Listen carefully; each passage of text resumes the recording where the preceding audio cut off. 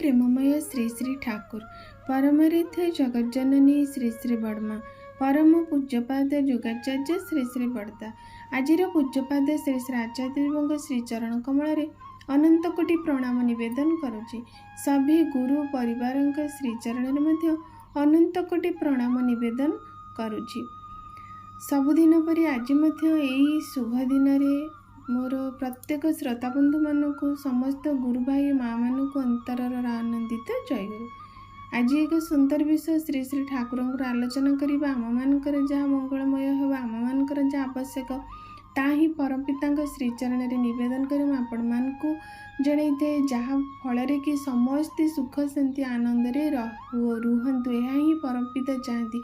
ये सारा विश्व सारा सृष्टि रे समस्त हेले तांकरी संतान जी तांको डाकंतु जी तांको न डाकंतु जी तांको धरंतु जी तांको न धरी थांतु से माने आमर किछि कहिबार नहीं किंतु तांकर ही इच्छा जे मोर प्रत्येकटी संतान केपरि सुख शांति आनंद रे रही निजर आत्मिक उन्नति प्रति जन्म रे से करी करी मोरी पाखरे आसी शेषरे लीन हो जातु बा मते ही प्राप्ति हुअंतु। यह ही तांकरी इच्छा। तेणु आमे मैंने तो श्री श्री ठाकुरंकर जहाँ भी विधान अच्छी जहाँ भी बाणी रही ताहा तो मैंने गोटे मनीष ए जीवन नुहे केते जे जन्म आसी जदि से व्याख्या करने चाहिए प्रत्येक दिन ताहा मध्य से सारी पारिबो नाही। एभली भाबरे तांकर लीला भितरे रही 81 वर्ष जीवन लीला भितरे जहाँ भी से किछ हम मान को दे देइचंती तार माने आमे माने कौन सी गोटे परसेंट भी आमे माने ताको धरी पारिने एते व्याख्या भाबरे एते व्यापक भाबरे से आम मान को पई सब किछि विधान दे दे जाइचंती। से समय हुए तो आम मान को पई वर्तमान आसीनी किंतु निश्चिंत भाबरे से समय आसीबो। तांकरी सृष्टि को से किपरि भाबरे केउ समय रे कौन करिवे से कथा केवल सी जानती। केवल आमे माने सेतिक माने भाग्यवान ए जन्म रे आमे तांको जाय देखि माने न आमे तो तांको अनुभव करि पारुछु माने तांकर दीक्षा माध्यम रे सतनाम माध्यम रे तांको विधान माध्यम रे सेटा सेतिकी जन्म रे साधना थिले हबो बा से दया करी हमको ए विधान टिके को देइचंदी माने आम मान जीवन पाई से तांकर कौनसी माने किछि नै तांकर केवल एतिकी इच्छा जे मु प्रत्येक जेपरी बापा माँ तांक संतान माने सुख शांति आनंद रे रहिले जेपरी से खुशी रे रुहंती सेमती परम पिता की इच्छा तांकर सृष्टि रे प्रत्येक जीव जदि सुख शांति आनंद रे रहिबे से ही शांति पाती। तेणु वर्तमान समय जितेबले आमर श्री श्री ठाकुर को जीवन ग्रहण करने पर आमर आचार्य परंपरा तो आम मान को दे जाइछन्ति। श्री श्री ठाकुर प्रत्येक समय पर ठाकुरंकर देहावसान चली जा सी आम मान को आचार्य परंपरा दे जाइछन्ति जहाँकि आम मानकर जेपरी माने पथभ्रष्ट न हो जाई पारे आम मानकर केंद्र भाव आचार्य को एबे भी आमे धरी चलुचु कहीं ना मनीष जीवन रे जदि केंद्र न रहिबे ताहले मनीष निश्चिंत भाव पथभ्रष्ट हो जिवो। तेणु तो जड़े आदर्श केन्द्र को धरिबा आवश्यक। तेणु श्री श्री ठाकुर सर्वाग्रह को रखी सी जीवन सर्वस्व भाव आम पाखे रही तांको धरी रखापी ठाकुर विधान रे मानि चलवाई आचार्य परंपरा निहाती दरकार। जहाँकि पूर्व समय जितेबले पुरुषोत्तम आसी सी जितेबले देहावसान तांकर होइथिला तापरे माने मनीष माने सेठार विच्युत हो गले आउ से जहाँ कही ओलटा भाव माने निजे ग्रहण कले। से श्री श्री ठाकुर एथर परंपरा दे गले जहाँकि मनीष पथभ्रष्ट हब नाही कारण तांका माध्यम रे से ही लीला एबे मध्य करूछंती। तेणु आमे माने जेतेबले एबे तो डीपी वर्क माने हमर दीक्षापत्र कार्यक्रम चली सत्संगर किपरि भाव प्रत्येक मनीष तांकु पुणी पुनर्बार फेरी आसतु से प्रार्थना करंतु शंखध्वनि करंतु किपरि भावरे जीवन रे गोटे भल मनीष हुअन्तु ताहले जे आमे संसार रे शांति रे रही परिबा। कारण तुम्हें जिते भी जहाँ विधान कर जिते भी नियम कानून कर जिते भी कड़ा शासन कर जहाँ भी कर संसार आम कौन भाव किसी खराब को दूरे दे पारिबा नहीं जे पर्यंत से मनीषटी भल न हो जाइए।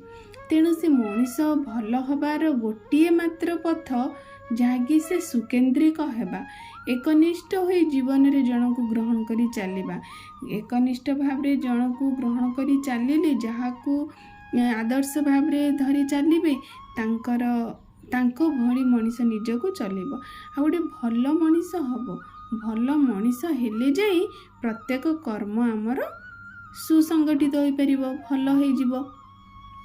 तेणु श्री श्री ठाकुरंकर प्रथम लक्ष्य मुख्य लक्ष्य मनीष भल हवा।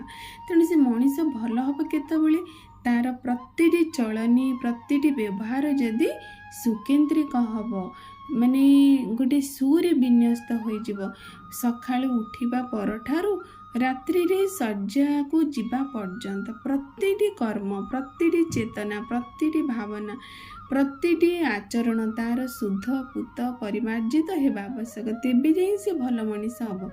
ताहले से सब मनीष केतबेले हो पारिबो जेतबेले से जने आदर्श को जीवन रे ग्रहण करी गोटे ट्रैक लाइन जेमती ट्रेन रो लाइन आम पाखरे गोटे गाइडलाइन अच्छी आमे विच्युत हैला माने आमे जेपरी ट्रेन दुर्घटनाग्रस्त हो जाए मनीष सेपरी दुर्दस्त हो जाए।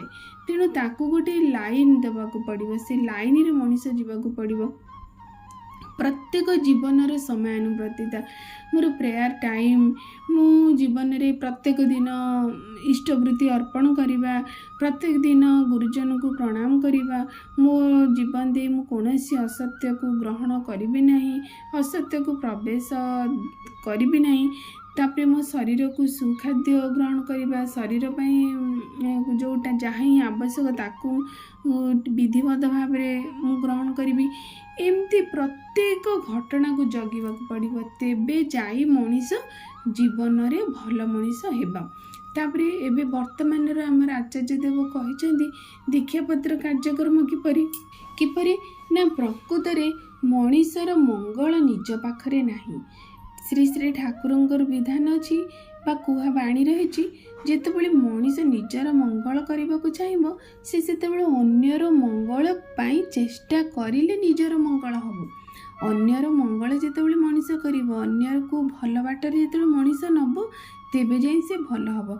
से गोटे उदाहरण देले जानीपर आम रास्तार आम गाड़ी खूब भल भाव चलई शिखीचे रास्तार नियम भी आम मानि जानीचे कि केउठारे केउ परिस्थिति किपरि भाव में गाड़ी चलैबा पड़िबो तार गाड़ी जहाँ गाइडलाइन अच्छे आम ताको जानीचे आम गाड़ी चलाऊे आम कौन कहीपर आम गाड़ी नहीं कि जाऊे रास्ता आम दुर्घटना हो पारानी मु तो गाड़ी ठीक भाव में शिखी मो गाड़ी जिते भी ठीक भाव में शिखी जदि अपर लोकटी मो प्रतिपक्ष जो गाड़ी आसूची जदि सी ठीक भाव में गाड़ी चल शिखी न सी तो मत आसिकी पिटिदेव दुर्घटना से मु शिखी सुधा मो प्राण से चली जापे ताहले सेटा किपरि भाव में मु तो सब किछि भल ताहले मोर क्षति किपरि हैला मोर क्षति हैला ना मो गाड़ी नष्ट हो गला मोर जीवन नष्ट हो गला ताहले मोर क्षति हैला।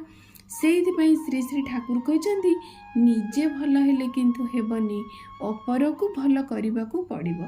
से लोकटी जदि से गाइडलाइन शिखी था गाड़ी चलेबार ठीक विधान मानी था जानी था सी ता लाइन रे गाड़ी नहीं था मो लाइन नहीं था आमर दुर्घटना हो पारि न था।